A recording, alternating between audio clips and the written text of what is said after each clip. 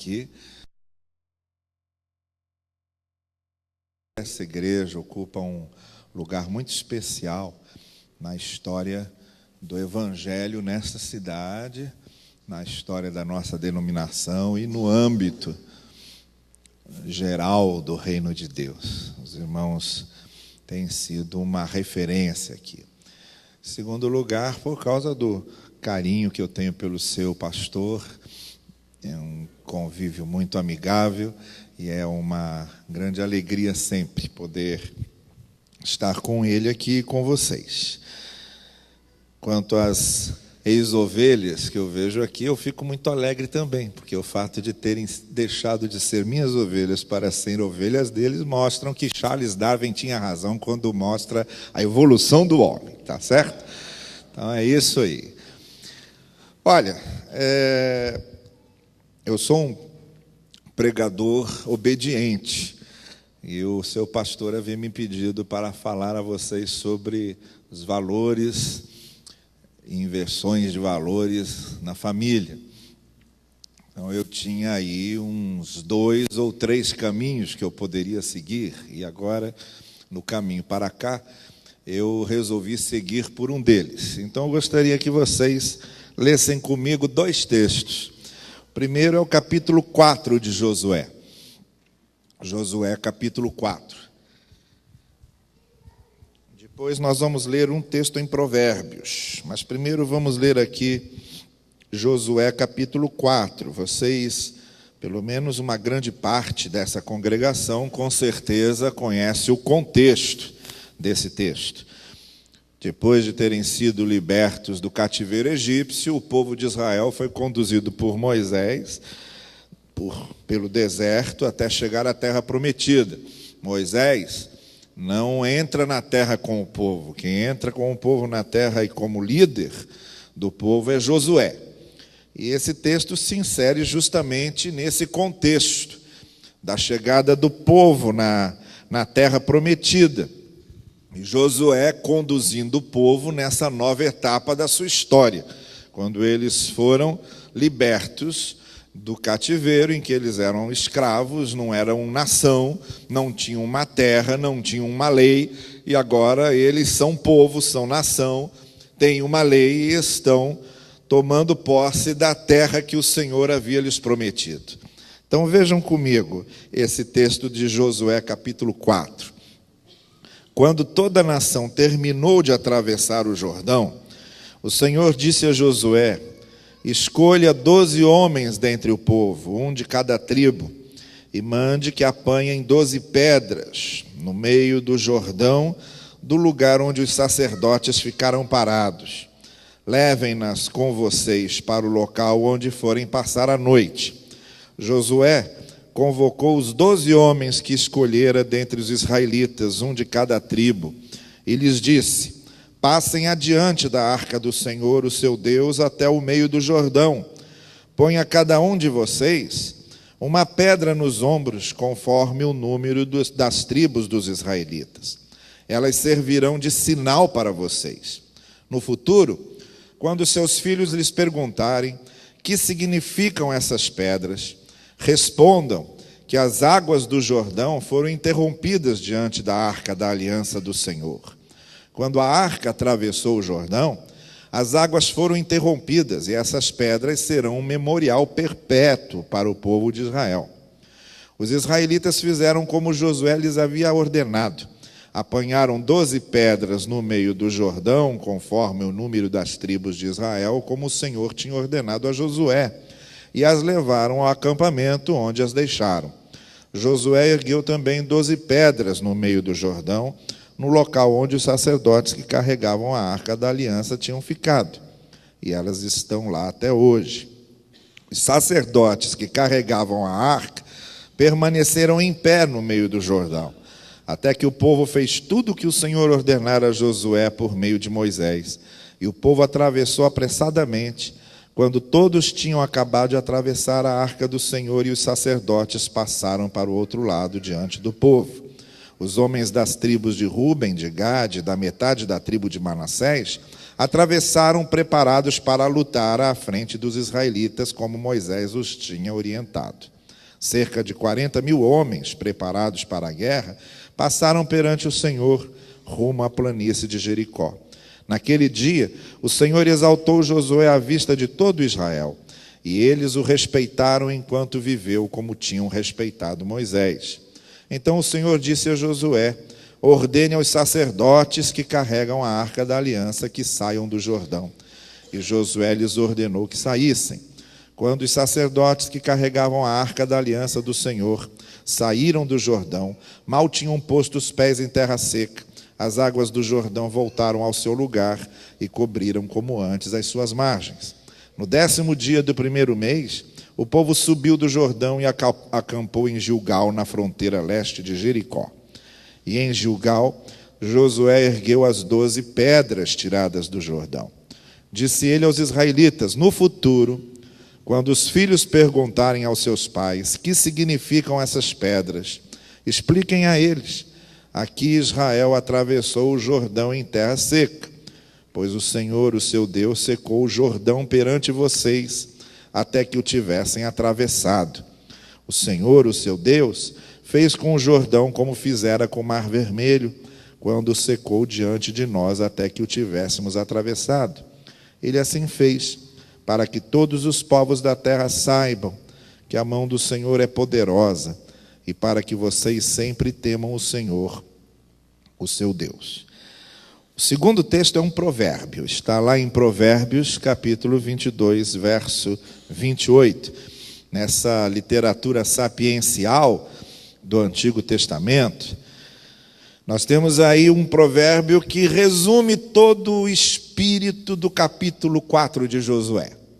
Se a gente pudesse resumir tudo o que lemos em Josué 4 em poucas palavras, as palavras são essas que estão em Provérbios 22, 28, que diz assim: não mude de lugar os antigos marcos que limitam as propriedades e que foram colocados por seus antepassados.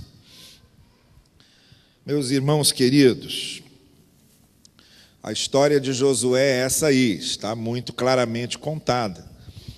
Na travessia do Rio Jordão, como antes havia acontecido na travessia do Mar Vermelho, as águas se separaram, eles passaram a seco e depois, quando chegaram na outra margem, as águas voltaram ao seu lugar, tal qual havia acontecido 40 anos antes, na experiência da travessia do Mar Vermelho, obviamente em proporções muito maiores do que a travessia do Rio Jordão. Mas o que chama a atenção nesse texto de Josué 4 é o fato de Deus ter ordenado a Josué que aquelas pedras fossem colocadas como marco, para que quando os filhos perguntassem o que é que essas pedras significam, os pais pudessem dizer: essas pedras nos lembram o que Deus fez, de que maneira Deus agiu, muito especialmente de que maneira Deus demonstrou a nós a sua graça e a sua misericórdia, nos trazendo até essa terra, nos introduzindo à terra que Ele havia nos prometido e cumprindo em nossas vidas a promessa que Ele havia feito aos nossos antepassados. E é isso aí que eu gostaria de refletir com vocês essa noite. Esse texto somado ao texto de Provérbios, onde é nos dito para que nós não mexamos nesses marcos que nós legamos, que nós recebemos dos antepassados que nos legaram esses marcos, essas marcações, essas fronteiras. É disso que eu quero falar quando nós pensamos hoje à noite sobre valores. Valores que deixamos aos nossos filhos. Valores que deixamos àqueles que vêm depois de nós. Valores com os quais nós marcamos a vida daqueles que estamos ensinando e que estamos orientando. Assim como aquelas pedras que ficam. E todas as vezes que olhamos para ela, nós nos lembramos da história que elas contam. Porque aquelas pedras falariam. Aquelas pedras narrariam uma história. Aquelas pedras dariam testemunho da ação de Deus e do que Deus havia feito na vida do povo.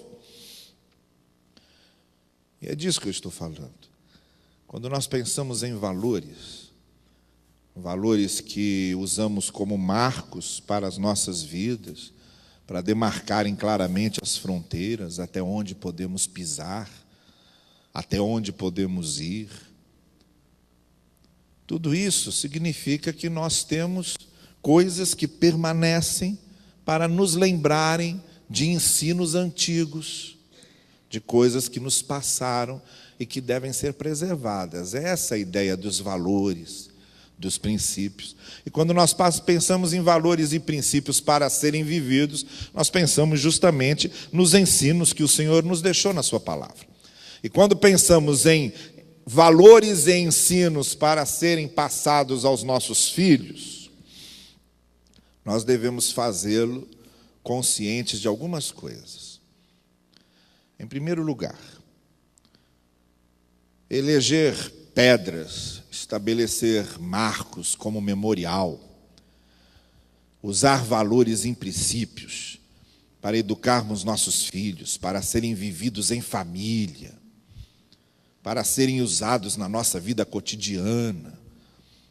A primeira coisa que acontece é que quando esses valores são erigidos, quando essas pedras são colocadas no caminho para servirem de memorial, quando esses marcos antigos são respeitados, a primeira coisa que acontece é que nós levamos as pessoas a terem a mesma experiência com Deus que os nossos antepassados tiveram.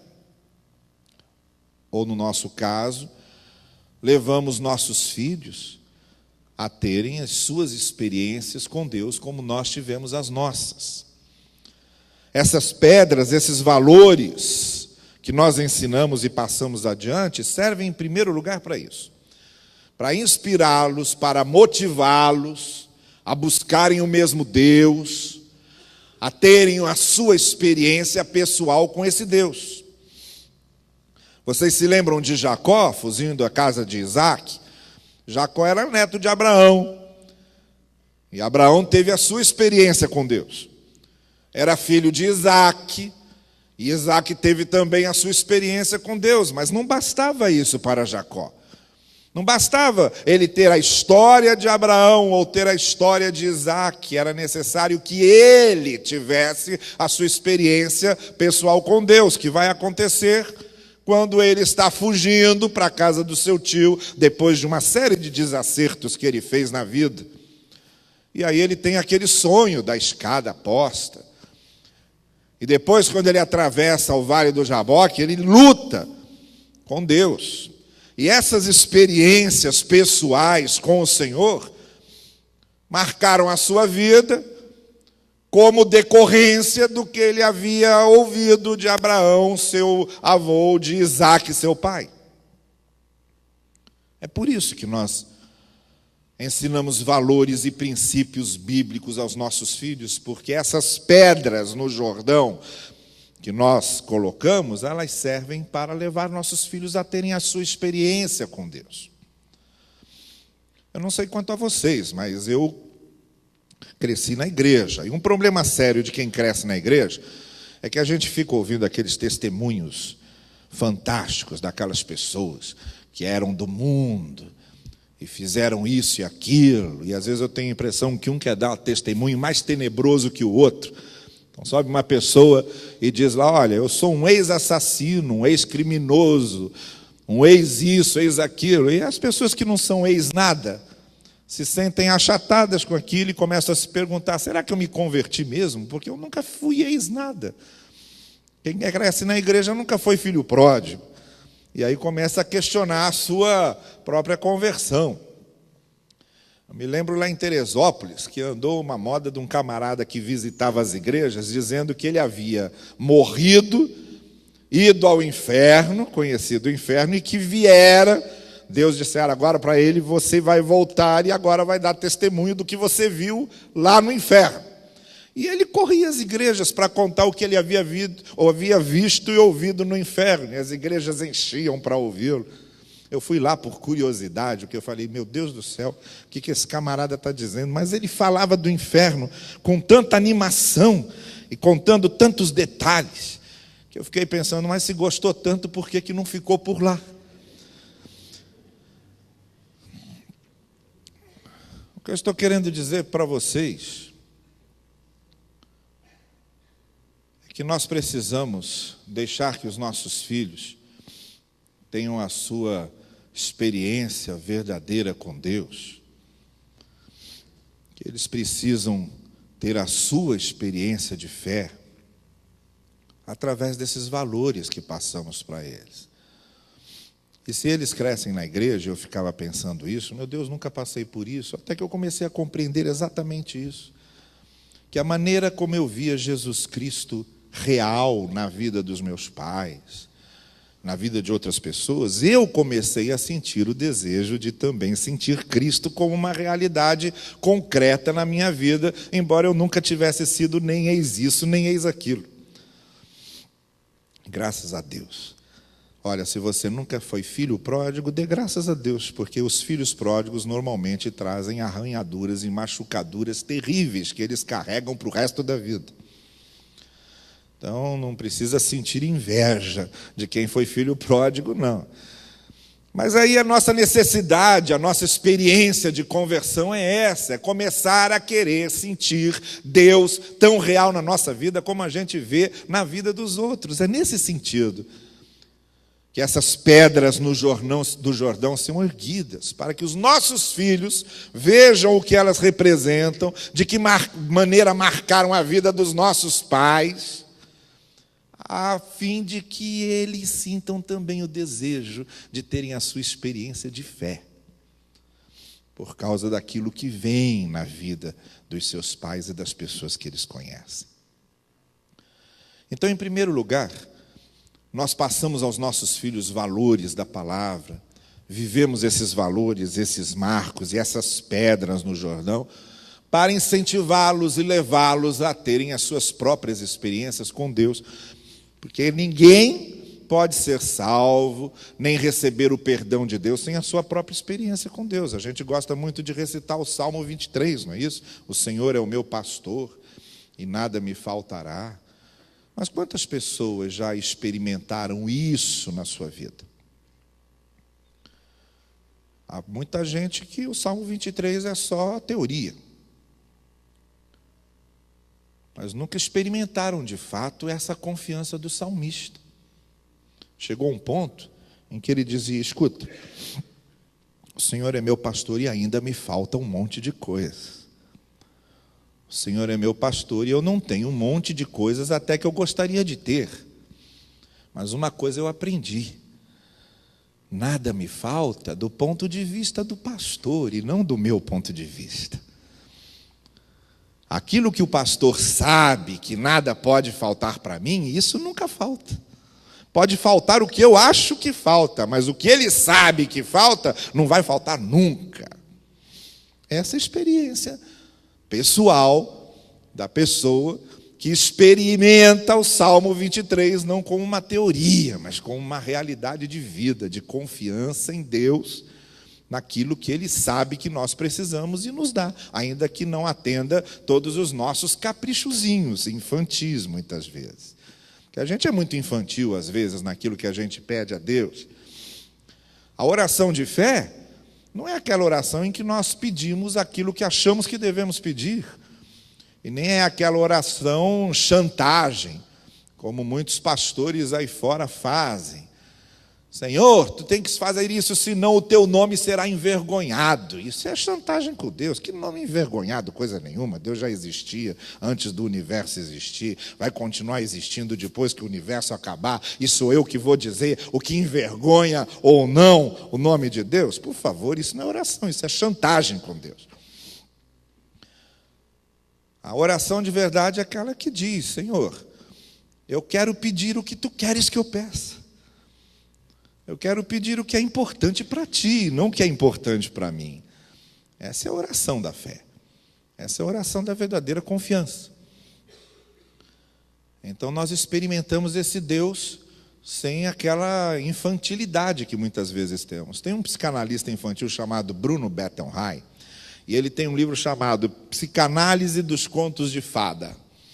Ele faz uma análise sobre várias reações infantis, mas tem uma lá que é interessante. O primeiro dia de aula da criançada, quando aquela criançada fica chorando, todo mundo gritando, e estava lá a menininha, no seu primeiro dia de aula, e toda a criançada toda no pátio gritando, eu quero minha mãe, eu quero minha mãe. E a menina gritando também, eu quero minha mãe, eu quero minha mãe. Só que a mãe dela ia ser a professora dela, e estava ali do lado dela, junto com a turma. Aí a mãe olhou para a menina e disse, minha filha, eu estou aqui, eu que vou ser sua professora. Aí ela parou de chorar, olhou para a mãe, olhou para as outras crianças que continuavam gritando, eu quero minha mãe, quero minha mãe. Aí ela começou a chorar e dizer, então eu quero é meu pai, eu quero é meu pai. Porque é isso, criança é isso, tem as reações mais infantis. Então, que uma criança tem uma reação infantil dessa, a gente até entende. O que a gente não entende é um marmanjão na fé, tendo as reações mais infantis, querendo que Deus aceite seus caprichozinhos e que Deus ande de acordo com a sua cartilha. Uma vez eu recebi um telefonema de uma senhora aflita, dizendo, ai, pastor, meu pai foi internado e vai ter que tirar a vesícula. Ela falou, estou ligando para que o senhor me diga por que é que isso acontece.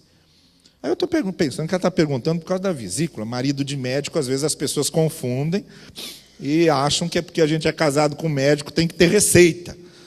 Aí eu falei, ela está perguntando por isso. Eu disse, muitas vezes é vesícula preguiçosa, porque não quer funcionar direito. Ela falou, não é isso que eu estou perguntando, não. Eu estou perguntando por que é que Deus permitiu que isso acontecesse com meu pai.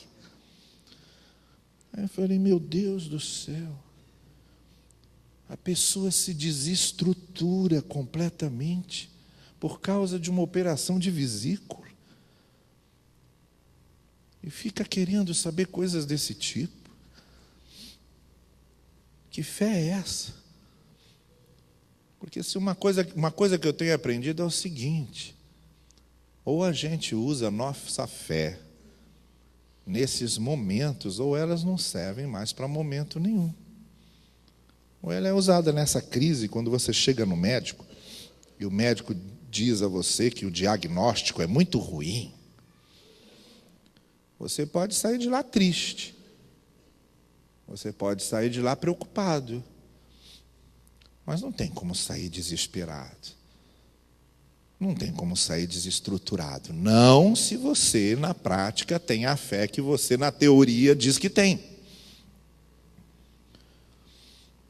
Mas para isso é preciso fé madura, é preciso uma experiência autêntica com Deus, porque só crer num credo e só repetir uma confissão de fé e só ficar repetindo, o Senhor é meu pastor, nada me faltará, como se fosse um versinho para ser decorado, não adianta nada.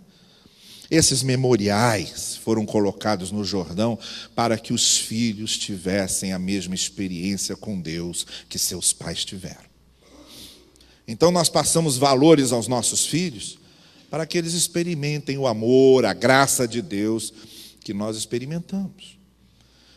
Em segundo lugar, nós erguemos essas pedras, esses marcos, esses valores e passamos aos nossos filhos, de acordo com Josué 4, para que eles sirvam de referência. Provérbios diz que são marcos, que mostram até onde vai a propriedade. Porque se você os tirar, você não sabe mais até onde a sua propriedade vai. Então esses valores servem de referência. Nós estamos vivendo num mundo extremamente carente de referências.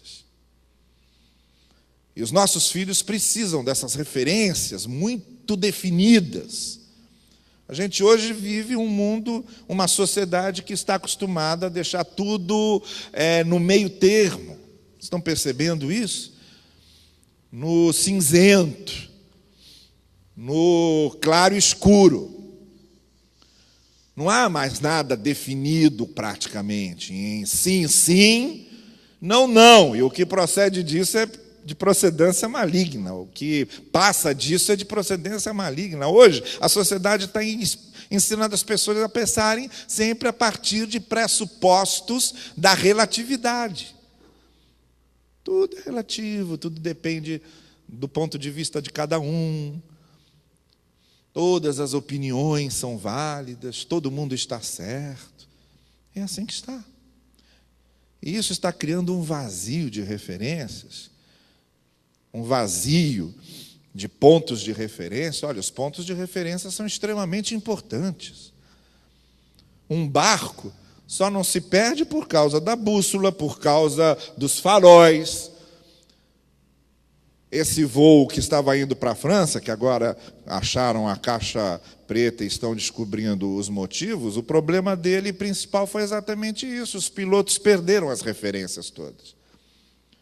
A ponto de um deles dizer: eu não estou entendendo mais nada, porque os aparelhos todos não estão comunicando mais nada. Eu não sei mais onde estamos. Não sei mais em que altura estamos e para onde vamos. Perderam-se todas as referências. E aí não tem jeito mesmo, é queda certa. E isso está acontecendo na vida de muita gente. Essas pedras no Rio Jordão deveriam servir como referência aos filhos. Lembrem-se do que essas pedras significam. Lembrem-se do que elas estão ensinando. Nesse mundo extremamente carente de referências, os nossos filhos precisam de valores muito definidos. Isto é certo e isto é errado. É fácil isso? Não é fácil, mas quem disse que ser pai e mãe é fácil? Embora hoje muita gente esteja abrindo mão disso, esteja deixando a coisa correr num laissez-faire quase totalmente irresponsável. Não é fácil estabelecer marcos, valores, ensinar nossos filhos no caminho em que devem andar, para que até quando crescerem não se desviem mais deles. Isso exige empenho, isso exige atenção, isso exige abnegação, isso exige esforço, isso exige principalmente persistência, porque educação é principalmente persistência. Repetir os valores e princípios até que eles sejam absorvidos. Porque ser humano não nasce como certos bichos que já sabem exatamente o que fazer. Eles precisam ser ensinados. E antes que eles sejam ensinados pelos desvalores de quem não conhece a palavra de Deus, que eles tenham logo contato com essas pedras do Rio Jordão. Que tenham contato o mais cedo possível com esses marcos, para que eles usem isso como referência para a vida. O nosso objetivo como pais é criar adultos equilibrados, capazes de tomarem suas decisões em cima dos valores que aprenderam. É esse que é o objetivo da educação dos filhos. Sabe o que está acontecendo hoje com os pais? Estão protegendo tanto os seus filhos de se frustrarem. Já perceberam isso? Meu filho não pode se frustrar. Meu filho não pode ouvir não. Meu filho não pode ouvir está errado. Meu filho não pode ouvir você errou. Meu filho não pode ouvir você tem que ser punido. Não, eu não posso frustrar meu filho. E sabe que a gente está criando? Uma geração de fracotes. Porque quando a gente não é frustrado, nós nos tornamos tão fracos que a primeira brisa nos derruba. Quando nossos filhos não aprendem a lidar com a frustração e com os nãos, eles vão aprender de forma muito doída isso com a própria vida. Então, o mais cedo possível que tiverem contato com as pedras do Rio Jordão, é melhor para eles. Eles precisam de referências. Por isso, Josué foi muito claro. Quando seus filhos perguntarem que pedras são essas, digam o que elas significam. Em terceiro lugar, então, em primeiro lugar, esses valores, essas pedras do Rio Jordão, eles servem para estimularem nossos filhos a terem suas próprias experiências de fé. Em segundo lugar, servem de referência, para que saibam onde pisar, por onde andar. Em terceiro lugar, esses valores, essas pedras do Rio Jordão servem para ajudá-los a distinguir as coisas. distinguir certo do errado, distinguir o que pode e o que não pode, distinguir o aparentemente bom do verdadeiramente bom, e digo mais, distinguir o bom do melhor e o melhor do excelente. Eles precisam fazer essa distinção, nós precisamos saber fazer essa distinção. Olha, uma das coisas que eu gosto quando eu vou a Manaus, e lá fui umas 3 ou 4 vezes, falar na primeira igreja batista de Manaus, do pastor Norton Lages, é sentar com o Norton e ficar horas ouvindo as histórias de caçada e de pescaria do Norton. O Norton é um amazonense até o fundo da alma, ele conhece tudo daquelas florestas e daqueles rios. Ele pastoreou a primeira de Manaus, depois foi para Brasília, ficou 6 anos na Memorial de Brasília. Aflito porque estava ali naquele lugar, longe da sua mata e da sua selva. Toda semana, na segunda-feira de folga dele, ele saía de Brasília no voo das 5 da manhã, para chegar 9 da manhã na segunda-feira em Manaus, e já havia lá os amigos dele esperando por ele para levar para pescar no meio do mato. E para caçar no meio do mato, só voltava terça-feira para Brasília. Isso toda semana. E é gostoso conversar com ele, porque ele conhece tudo de selva. E tem umas histórias formidáveis para contar. Uma delas, ele estava pescando no rio Urubu, mergulhando mesmo. Ele tem todo o material de mergulho, ele pega o arpão e vai pegar o peixe lá no fundo. Aí estava ele e um colega dele que sempre pesca com ele, aí ele desceu no rio, começou a nadar e tal, aí começou a procurar peixe. Aí lá no fundo ele viu um tronco de árvore, e disse: olha, atrás daquele tronco lá no fundo, com certeza eu vou achar os peixes escondidos ali. Aí, quando ele estava quase chegando no tronco para tirar o tronco se mexeu e veio na direção dele, e aí ele viu que era um jacaré. E a única coisa que ele pôde fazer, o único tempo que ele teve, foi lembrar-se que o lugar mais sensível e mais frágil do jacaré é o focinho. Então, ele deu logo uma arpoada no focinho do jacaré, enquanto o bicho se distraiu, ele nadou de volta e se livrou desse perigo. Mas olha, quantas vezes a gente confunde tronco com jacaré, e quando vai ver que uma coisa não é aquilo que pensávamos, já é tarde. Já fomos mordidos, já perdemos um membro, já perdemos a vida, porque a gente não sabe distinguir. Porque a gente não distingue. Olha, tem muita gente trocando tronco por jacaré. Tem muita gente confundindo esses conceitos. Tem muita gente confundindo essas imagens. E quando vai perceber que era só aparentemente bom, aí já é tarde. Há muitos jovens que definiram um caminho de dor lá atrás, porque fizeram escolhas erradas, confundindo tronco com jacaré, ou jacaré com tronco. Fizeram as decisões piores que podiam fazer. E estão carregando até hoje certos fardos na vida por causa de coisas lá de trás, do início da juventude. Então é preciso ter muito cuidado para sabermos distinguir as coisas. Esses valores, essas pedras memoriais do Rio Jordão, elas servem para que nós aprendamos a distinguir, e devem ser ensinados aos nossos filhos para que eles também façam a sua distinção. E por fim, só para encerrarmos aqui essa reflexão,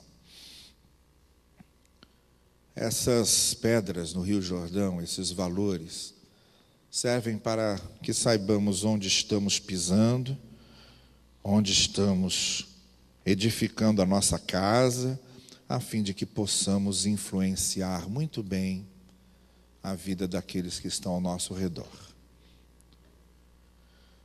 Exatamente como Jesus Cristo contou no final do Sermão do Monte: aquele que ouve as minhas palavras e as obedece e as coloca em prática é como o homem que ergueu a sua casa sobre a rocha. Esses valores devem ser passados aos nossos filhos. Nós devemos aprender esses valores porque eles nos ensinam onde podemos pisar. Qual é a firmeza do chão em que estamos? Onde é rocha e onde é areia? Onde podemos edificar as nossas casas? Até porque quando estamos pisando em terra firme e as nossas casas são edificadas na rocha, nós conseguimos influenciar muito bem as pessoas. Como é que tem sido a sua influência? De que maneira você tem influenciado os outros? De que forma você tem marcado a vida dos outros? Você só poderá marcar positivamente a vida das pessoas se seus pés, se a sua vida estiver sendo edificada sobre a rocha. Se os seus marcos forem as pedras memoriais do Rio Jordão. Se você não tirar os marcos que recebe da palavra de Deus dos seus lugares e souber exatamente onde ficam essas fronteiras. Não há outra maneira de influenciar os outros, de marcar a vida dos outros. Não há outra maneira de ser sal e luz, a não ser essa. Jesus diz lá no Sermão do Monte isso: vocês são o sal da terra e luz do mundo, e vocês só podem fazer isso se praticarem essas boas obras,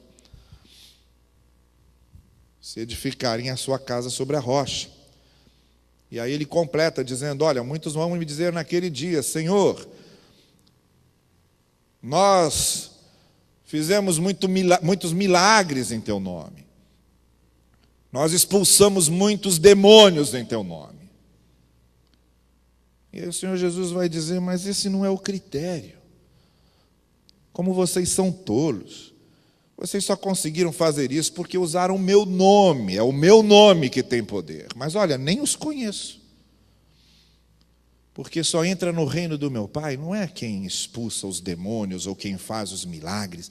O critério não é esse. Só entra no reino do meu Pai quem faz a vontade do meu Pai. Esse é o critério. E é isso que ele esteve dizendo, quando disse: aquele que edifica a casa sobre a rocha é aquele que está ouvindo as minhas palavras e as pratica. Somente quando estamos edificados sobre essas rochas, sobre essas pedras memoriais do Rio Jordão, somente quando esses marcos influenciam nossa vida, que nós conseguimos influenciar a vida dos outros. Deixa eu contar uma coisa para vocês, uma experiência pessoal nesse sentido. No tempo que eu era pastor lá de Inhaúma, Ronaldo e Suzana foram minhas ovelhas lá em Inhaúma, o Edson também foi, a Denise. Olha, quando eu fui pastor lá em Inhaúma, eu fui procurado por um rapaz que disse o seguinte: pastor, a minha irmã não é crente, nem meus pais são crentes. E ela arrumou um namorado e agora descobriu que está grávida do namorado. O namorado não quis nem saber, já até se afastou, não quer nem saber da criança. E ela está apavorada com essa situação e resolveu fazer um aborto. Ela chegou à conclusão de que a única maneira de dar solução à coisa, assim, não precisa falar com meus pais e não precisa carregar isso sozinha. Mas olha, pastor, eu sei o que o Evangelho fez na minha vida e eu sei o que o Evangelho pode fazer na vida da minha irmã. Será que é possível eu marcar um horário para que ela venha conversar com o senhor e o senhor tente conversar com ela? Eu disse: claro, sem problema nenhum. E assim ele fez. Ela veio.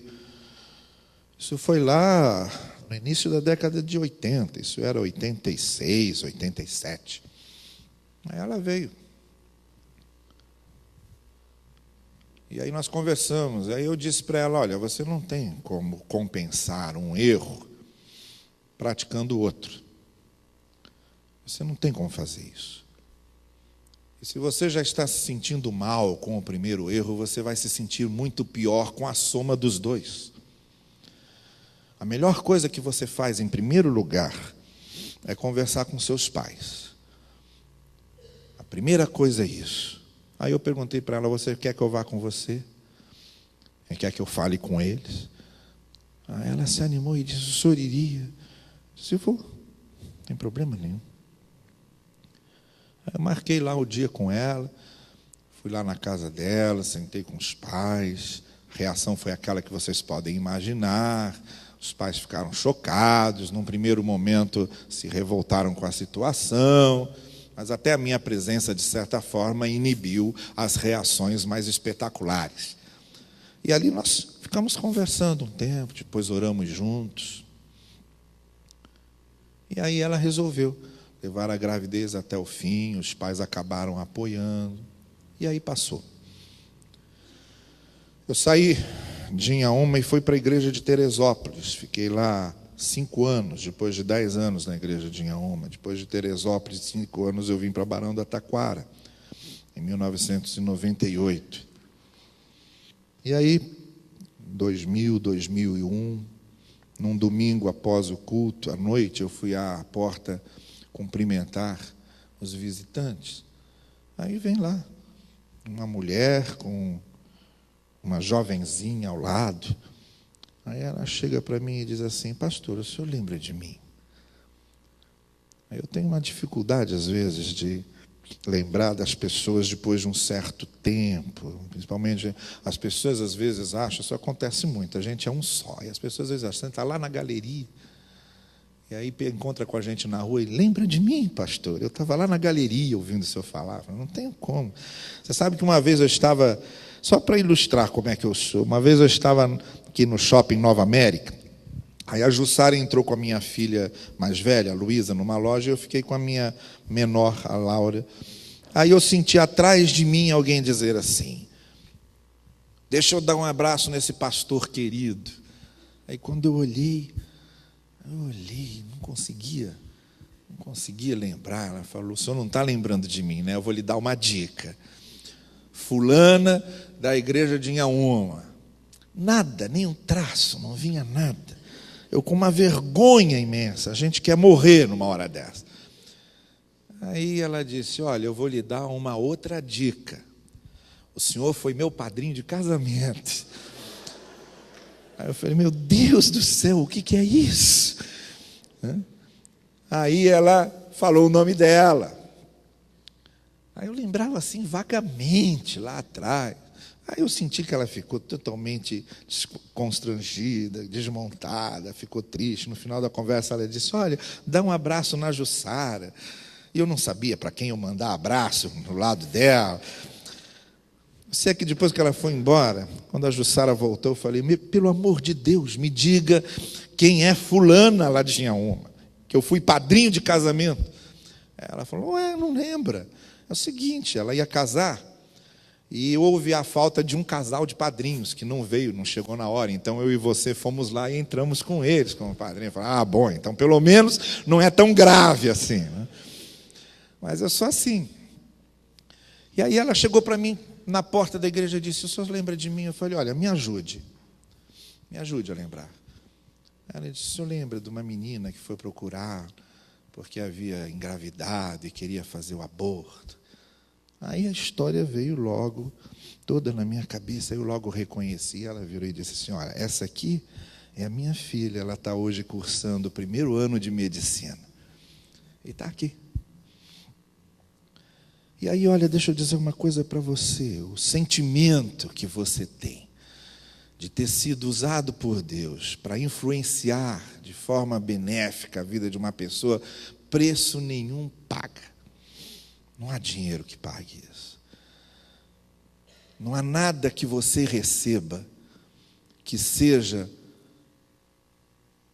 tão bem aproveitado como essa sensação de você saber que marcou a vida de uma pessoa de uma forma positiva assim.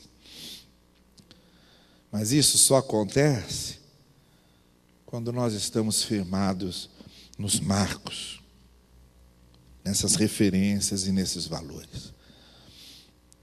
Não deixe de erguer essas pedras memoriais, nem deixe de ensinar aos seus filhos o que elas significam, nem deixe de mostrar quais são esses marcos.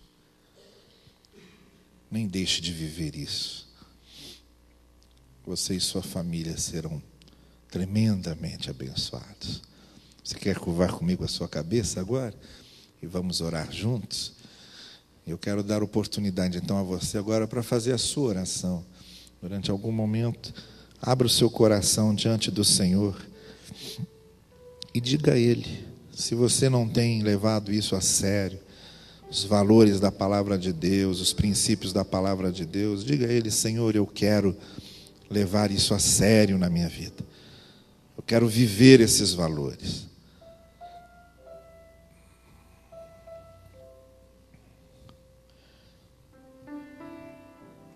Se você tem vivido só uma fé teórica, e agora quer colocar em prática mesmo o que você crê, diga isso ao Senhor agora. Você tem o Espírito Santo habitando dentro de você, e Ele veio para isso, para ajudá-lo a viver aquilo que o Senhor Jesus ensinou. É para isso que Ele habita em você. Então dê espaço ao Espírito de Deus para que Ele conduza a sua vida, para que Ele mexa na sua consciência, para que Ele transforme cada vez mais o seu caráter e a sua mente. É assim que acontece. Você tem negligenciado o ensino desses valores na sua casa, aos seus filhos. Quer hoje se comprometer ao Senhor, de ser sal e luz, mas a partir da sua casa. Porque se você não for sal e luz dentro da sua casa e no contexto da sua família, não adianta ser em lugar nenhum mais. É lá que você começa a testemunhar do Evangelho. É lá que conhecem a sua vida. Diga isso ao Senhor agora. Diga que você quer isso. Que você não quer só a Bíblia aberta diante dos seus olhos, que você quer a Bíblia aberta no seu coração. Você não quer ler a Bíblia só com os olhos do rosto, mas você quer ler a Bíblia com os olhos da alma. Diga ao Senhor isso. Diga ao Senhor que você não quer uma casa edificada sobre a areia, porque a areia é areia. Mas você quer a sua casa edificada sobre a rocha. Diga a Ele isso. E principalmente, diga agora ao Senhor. Não faça aquela oração covarde que a gente faz. Senhor, abençoa minha família, abençoa minha igreja, abençoa meus amigos. Isso é uma oração covarde e omissa. A oração que você deve fazer é outra. A oração que você deve fazer é essa: Senhor, usa-me para que minha família seja abençoada. Senhor, usa-me para que a minha igreja seja abençoada. Senhor, usa-me para que meus amigos sejam abençoados. Essa é a oração que vale a pena fazer. O resto é só covardia e só omissão. Então faça isso, diga ao Senhor: Senhor, usa-me. Lá no seu emprego a situação está insustentável, o ambiente é ruim, então está na hora de você dizer: Senhor, usa-me para mudar aquela situação. Não adianta nada eu ficar reclamando. Eu sou a porta que Deus abriu ali no meu emprego para mudar a vida daquela gente. Usa-me, Senhor. Mas você só vai poder fazer isso se a sua casa estiver sobre a rocha. Se a sua vida estiver sobre a rocha. Se você leva a sério os valores do reino de Deus. Se há pedras memoriais do Rio Jordão na sua vida. Faça então a sua oração. Peça isso ao Senhor. Deus querido, ouve-nos. E aquilo que queremos que aconteça, para que nossa vida, acima de qualquer coisa, seja um veículo para a glória do Teu nome e para a bênção daqueles que convivem conosco. Mais do que termos dons, nós queremos ser um dom Teu para aqueles que estão ao nosso redor. Mais do que darmos uma oferta, nós queremos ser a melhor oferta no Teu altar. faze com que isso aconteça. Nós te pedimos, para a glória do teu nome, no nome de Jesus. Amém. Amém. Deus abençoe vocês.